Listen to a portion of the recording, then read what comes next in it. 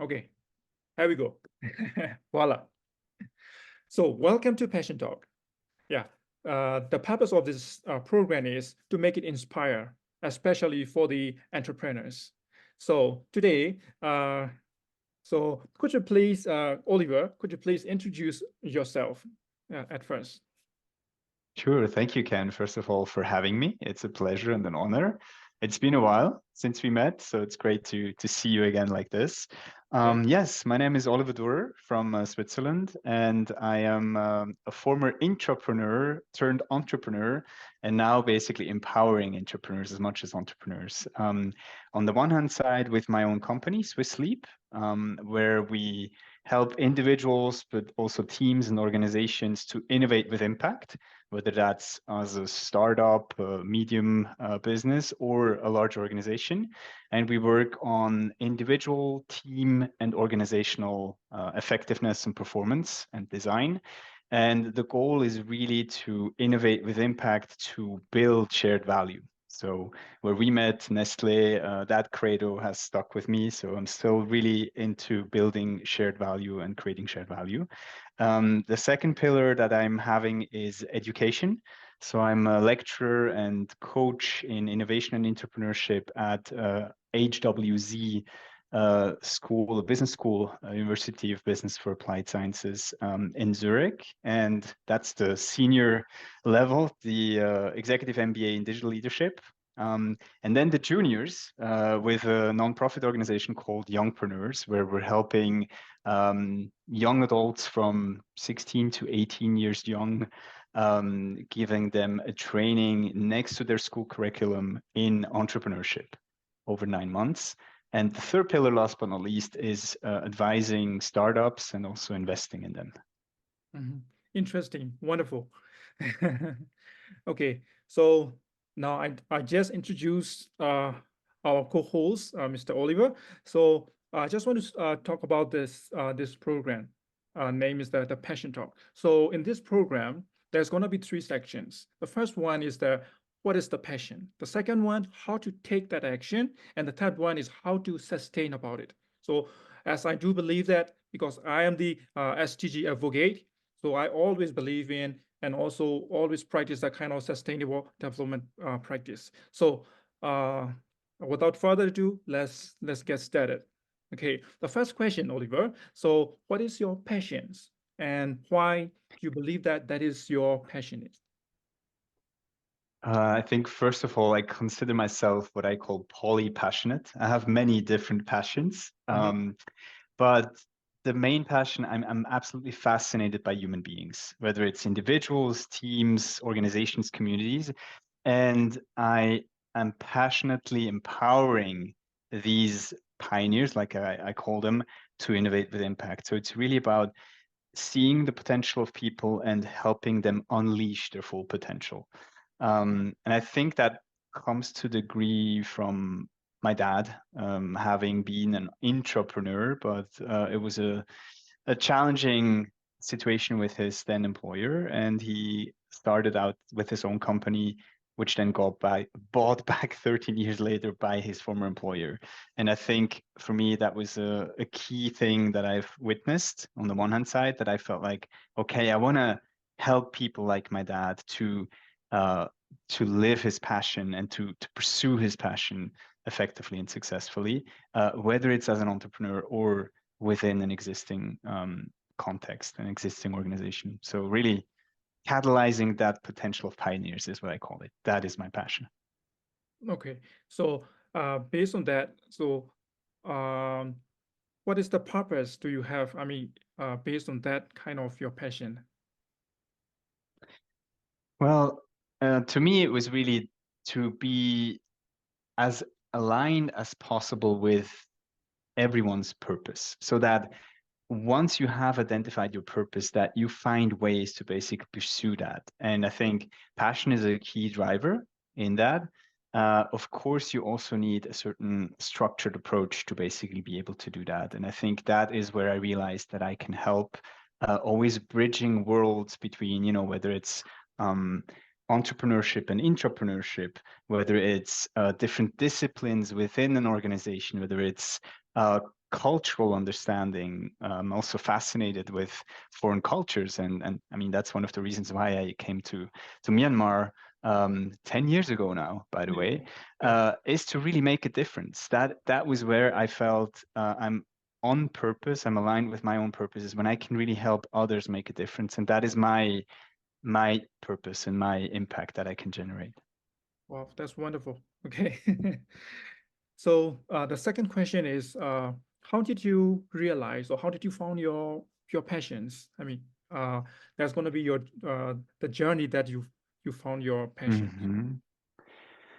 On the one hand side, I think the influence from my dad as a potential intrapreneur who did not yet have the framework, the possibility, or actually his former employer to do that from within the existing company, and actually had to go out and launch his own company. And I felt like, okay, this is something that I want to change, that I want to contribute to make available and make possible. And I felt like it's a win-win. It's great because it empowers the individual employee to really pursue her or his projects and his entrepreneurial potential. And at the same time, it helps companies, the employers, to basically have engaged, motivated, and effective employees. So I felt like there's a win-win between the individual, even at team level, and the organizational level. And more specifically, I was using Ikigai, the Japanese framework, Yeah. meaning reason for being, right? So Ikigai is 4 concentric circles. It's a nice Venn diagram. It's what are you really good at, which of course also comes from experience and has a lot to do with your passions. The second one is what does the world need, right? So really, where can you really have an impact? What do you love doing? So like, the link between passion and ability. And last but not least, well, where can you make money from, right? And I think ideally you have something, an activity, a pursuit in any of these areas, but at the center is your reason for being, is your purpose, your center to a degree. So that helped. And what also helped me is I just had a conversation before ours, which was mind blowing. I had always felt like I had this spider sense, literally. So I was joking. I was saying, I am actually Spider-Man because I had this thing when and still have, when I come into a room, I see a matrix. I see and sense tensions. I sense people. I know, okay, she's the one who actually is really smart but doesn't dare to speak up. He's potentially the bully who, is the reason why she doesn't dare to speak up, and so on and so forth. So I see individuals, but I also see the relationships, and I see the tensions, and I see the potential. Yeah. And that was something which, I guess as an adult, I thought, well, that was me as a kid, just imagining that, etc. But I realized I have a really strong sense of intuition, which is probably related to that. And then way later, only a few years back, I realized there's a name for that. Elaine Aron has created or coined the term highly sensitive person, right? And that is me. I took that test and I was like, oh my goodness, okay, it is a thing. I'm not making this up. And the other thing is related to that, I realized when I said I'm polypassionate, that's also often connected to being highly sensitive. It's called a scanner personality. And that's what I call polypassionate. I have so many different interests, and it can be a blessing, but it can be a curse as well, because it's sometimes challenging to focus. But what I realized is it's at the meta level. It's me helping others fulfill their own potential and pursue their purpose. That is my purpose at the same time. And so I think that together helped me really find it and pursue it even more and even more focused. Yeah. Having listened that, I just realized that, as I already mentioned, that you just living at the best of both worlds, because now as you already the marketer, so as a marketer you already know what's the customer need, right? You understand the customer need, and also on the other hand, you are the lecturers. That is how you can feel that you have a really good empathetic listening to them, and then so you can bridge the best of both worlds. That is how I can see from you right now. I love that. That is my ambition, and yes, Yeah. that's what I'm trying to do, what I'm trying to pursue. Absolutely. Yeah. Actually, my third question is who do you inspire? But obviously, as you repeatedly mentioned that your father is your inspired person, right? So, Yes. Yeah. Well, it was my dad, but you know what's interesting? Yes, my dad has inspired me. My mom just as much. And what's interesting is you mentioned that bridging the best of both worlds, you know, yeah. entrepreneurship, intrapreneurship, or marketing, business building, and teaching or lecturing. My mom, the story is that she actually is left-handed, Hmm. but she went to a school back then where it was actually not, she was not supposed to write with her left hand because it was the hand of the devil in you know the Catholic school. So she actually had to train and learn to write with her right hand, which had as a consequence, the result was that she became ambidextrous. So she can use both left and right hand. And I find that fascinating because one of the things that I always try to arrive at in an organizational context is organizational ambidexterity, where you can have these two worlds of, you know, being really good at your core business, at executing, and also at the same time at exploring and innovating. Hmm. And this ambidexterity in organizations is something that I didn't realize, wow, that's actually an inspiration also that came from my mom.